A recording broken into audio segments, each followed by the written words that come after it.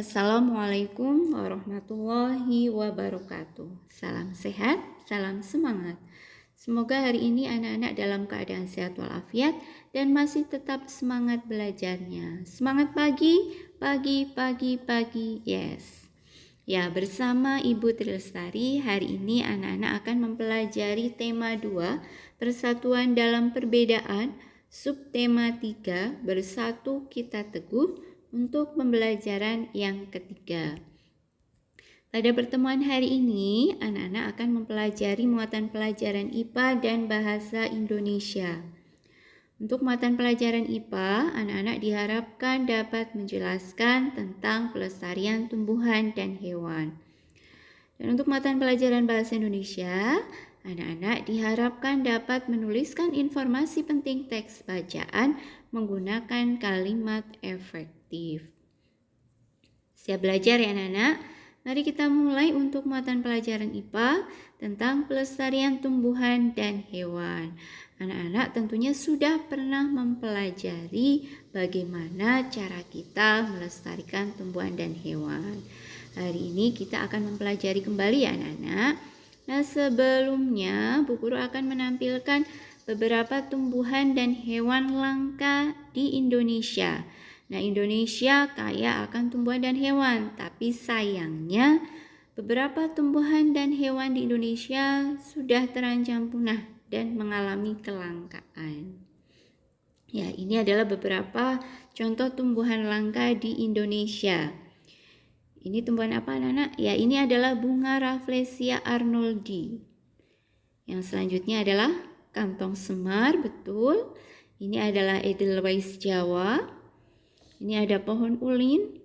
Yang selanjutnya adalah pohon damar mata kucing. Ini adalah pohon cendana. Ini hanya beberapa saja ya anak-anak. Ada beberapa tumbuhan lain yang sudah terancam punah keberadaannya di Indonesia.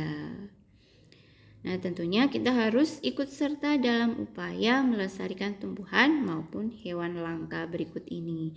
Nah, ini adalah beberapa hewan langka yang ada di Indonesia. Ini ada harimau Sumatera. Ini apa anak-anak? Ya, ada komodo. Ada badak bercula 1. Kemudian apa anak-anak? Orang utan, betul. Yang selanjutnya adalah anoa. Ini adalah burung cendrawasih. Ini ada burung maleo. Dan ini adalah gajah Sumatera. Ini beberapa hewan yang sudah terancam punah keberadaannya di Indonesia. Tumbuhan dan hewan langka tentunya harus dilestarikan. Ini perlu ditekankan, harus dilestarikan.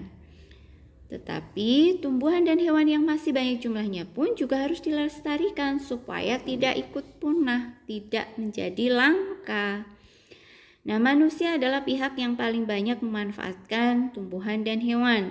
Oleh karena itu, manusia wajib untuk melestarikan hewan dan tumbuhan tersebut.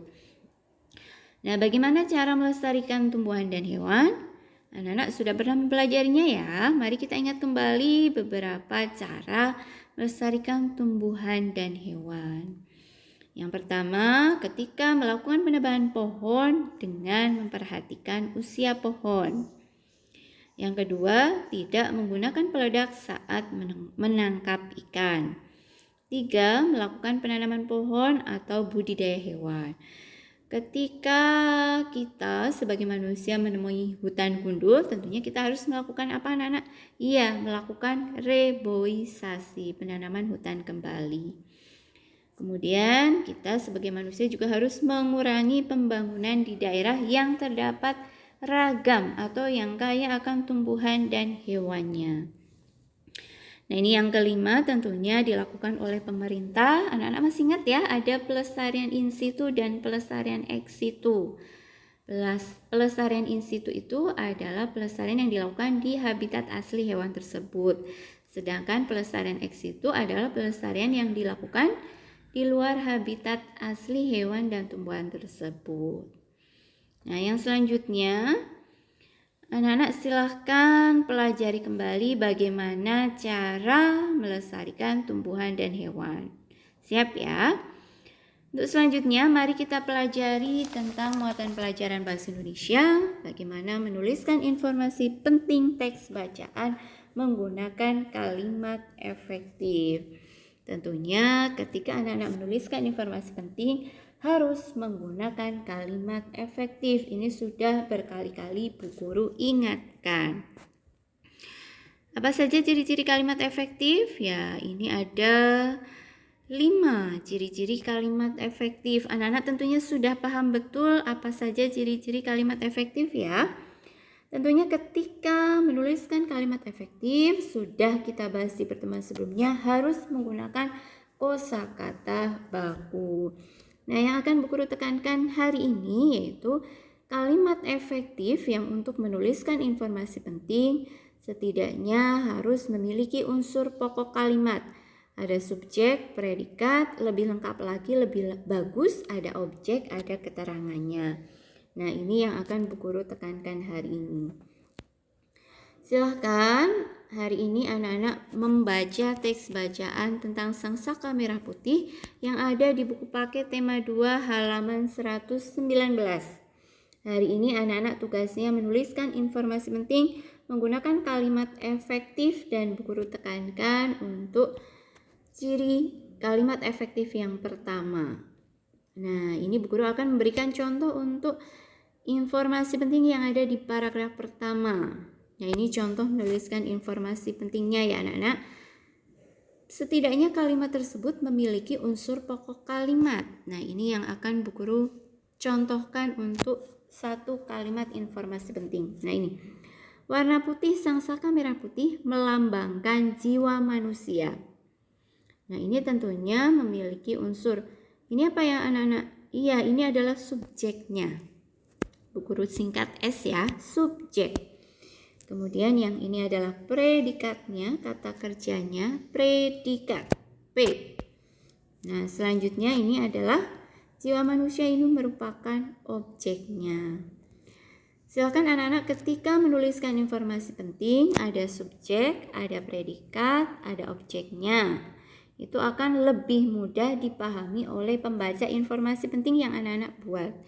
Syukur-syukur ada keterangannya. Kalau tidak ada keterangan waktunya, keterangan tempat juga tidak masalah. Setidaknya ada subjek, ada predikat, ada objeknya ya anak-anak. Biasanya kalau hanya subjek, predikat masih terlalu sederhana. Jadi perlu dilengkapi supaya lebih bisa dipahami oleh pembaca informasi yang anak-anak buat. Nah, silahkan untuk hari ini anak-anak menuliskan 5 informasi penting dari teks bacaan tentang sang saka merah putih.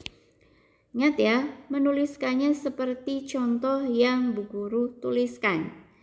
Diberi keterangannya subjeknya mana, predikatnya mana, objeknya mana. Jika ada keterangannya, diberi keterangan juga mana yang merupakan keterangan. Paham ya anak-anak? Demikian materi yang bisa Bu Guru sampaikan. Selamat belajar, semangat terus belajarnya. Sukses untuk kalian semua. Jangan lupa untuk selalu menjaga kesehatan. Terima kasih. Wassalamualaikum warahmatullahi wabarakatuh.